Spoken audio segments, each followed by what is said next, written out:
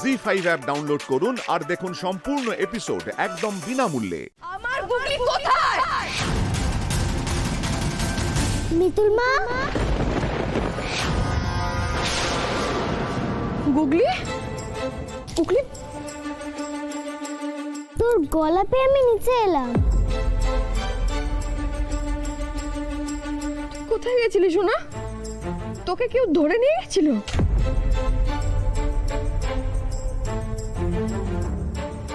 আমাকে ধরে নিয়ে যাবে? কে আমাকে ধরে নিয়ে যাবে?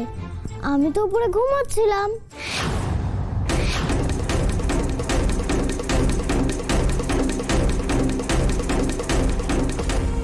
দেখলে তো তোমরা সবাই, মিতুল শুধুমাত্র ওর সন্দেহের বশে আমার উপরে এত বড় একটা মিথ্যে অপবাদ আনছিল।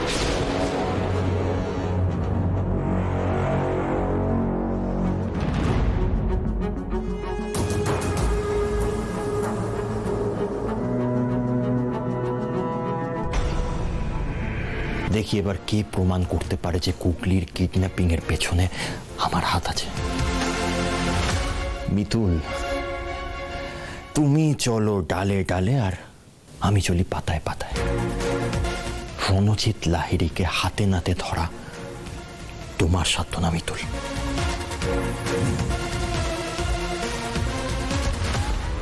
অনেক হয়েছে তোমার নাটক। সন্দেহের বশে অনেকক্ষণ ধরে অনেক আজে বাজে কথা বলে চলেছো তুমি। এবার বলো তো, এবার বলো বাড়িতে পুলিশ কেন এসেছে? তুমি পুলিশ নিয়ে এসেছো না? আমার ছেলেকে ক্রিমিনাল না প্রমাণ করে তোমার শান্তি হচ্ছে না? মিথ্যে অভিযোগে অপমান করেই চলেছো, যখন সুযোগ পাচ্ছ তখন অপমান করে চলেছো। কেন কেন বলো? দেবযানী প্লিজ সিন ক্রিয়েট করো না। কতটা ভুল বোঝাবুঝি হয়েছে। ও, ভুল বোঝাবুঝি শুধু ওর ক্ষেত্রে ন্যায্য, তাই তো? কই আমরা যখন ভুল বুঝি আমাদের তো কম কথা শোনাও না? মামনি প্লিজ তুমি মাথা ঠান্ডা করো, এখন অযথা কথা না বলে। চুপ চুপ, একদম চুপ। তোমরা কেউ কিছু বলবে না। আমি কোনো কিছু বলি না, চুপচাপ সব সহ্য করি। সেজন্য সবাই ধরেই নিয়েছো না? আমার ছেলেকে যাচ্ছে তাই করে অপমান করা হবে আর আমি কিছু বলবো না, আমি রিঅ্যাক্ট করব না?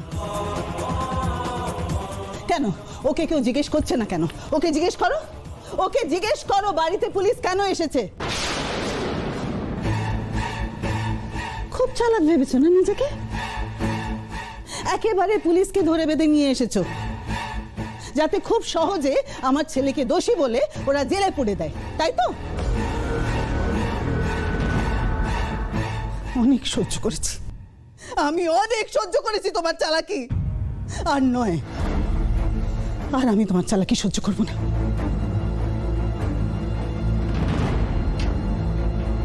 সুশোভন, তোমাদের একটা সিদ্ধান্ত নিতেই হবে। এখানে বাবা আছেন, মা আছে, সুমি আছে, আমি সবাইকে বলছি এত কিছুর পরে তোমরা ওকে কিছু বলবে না? ওকে কোনো দোষারোপ করবে না? ও যাচ্ছে তাই ভাবে আমার ছেলেকে অপমান করলো, কেউ রিঅ্যাক্ট করবে না, সবাই চুপ করে থাকবে।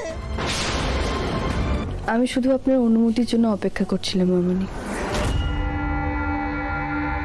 বাচ্চাটাকে তো নিয়ে চলে এলাম, কিন্তু স্যার তো বললেন না বাচ্চাটাকে নিয়ে গিয়ে কোথায় রাখবো। আমি বরং একটু এগিয়ে যাই, স্যারের জন্য অপেক্ষা করি। চুনিকে খোঁজার ধান্দা ছাড়ুন। আপনার মেয়ে এখন আমাদের কবজায়। এখনই যদি লক্ষ্মী ছেলের মতো নিজের বউকে নিয়ে বাড়ি ফিরে যান, তাহলে আপনার মেয়েকে আমরা নিজে ফিরিয়ে দেব। আর যদি চুলিকে খোঁজাখুঁজি এখনো চালু রাখেন, তাহলে আপনার মেয়ের লাশ আপনার কাছে যাবে। এই কে তুই? আমার মেয়ে কোথায়? কোথায় আমার মেয়ে? আমার মেয়ে কোনো ক্ষতি করবি না। কি হয়েছে স্যার?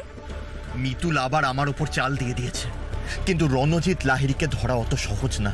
আর রণজিৎ লাহিড়ী কোনো দিন রেড হ্যান্ডেড ধরা পড়বে না। দেখি এবার কি করে কে প্রমাণ করে যে কুকলির কিডন্যাপিং এর পেছনে আমার হাত আছে।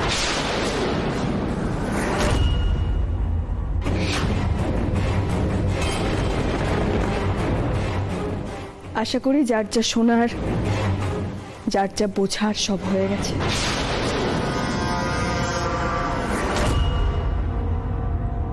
অনেক ঠকিয়েছো তুমি এই পরিবারের মানুষগুলোকে, বিশেষ করে এই মানুষটাকে। যতবারই আমি ইন্দ্রবাবুকে বলেছি ততবারই উনি অস্বীকার করেছেন। প্রত্যেকবার কি বলতেন জানো? না মিতুল, রণু আমার ভাই, এই পরিবারের একজন। হ্যাঁ, হতে পারে ও একটু বদমেজাজি, কিন্তু আমার বা আমার পরিবারের কারো কোনো ক্ষতি করতে পারে না ও।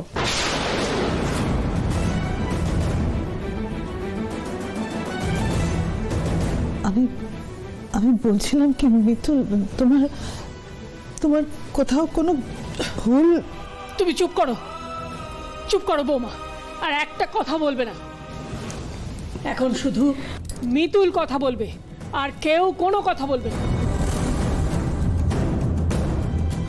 ঠাম্মি, আপনি জানেন ঠাম্মি, আমি এর আগে অনেকবার ইন্দ্রবাবুকে বোঝানোর চেষ্টা করেছি যে রণু দাদা আমাদের সবার সামনে যেরকম থাকে আসলে ও সেরকম নয়। ওর মুখে এক, মনে আর এক। আমি অনেকবার বোঝানোর চেষ্টা করেছি, ইন্দ্রবাবু বোঝেননি, আমাকে বকাঝকা করেছেন বারবার। ওনাকে আমি বোঝাতেই পারিনি উনি যাকে বিশ্বাস করছেন সেই মানুষটা বিশ্বাসের যোগ্যই নয়। অনেক অশান্তি হয়েছে আমার রণদাদাকে নিয়ে।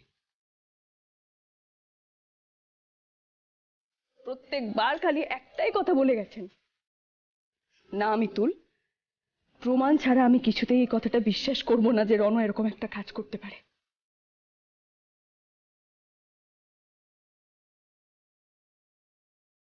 সেই জন্যই আমি প্রমাণ জোগাড় করেছি।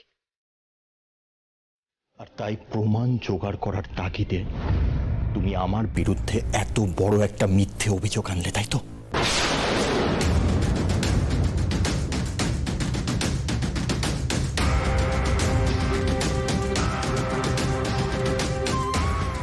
এত কিছুর পরেও তুমি অস্বীকার করছো রণ দাদা? হ্যাঁ, আমি অস্বীকার করছি,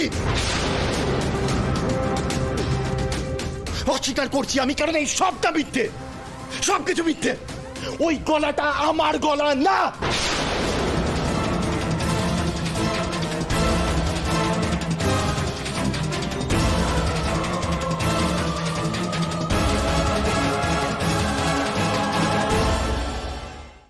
জি5 ডাউনলোড করুন আর সব এপিসোড দেখুন একদম ফ্রি।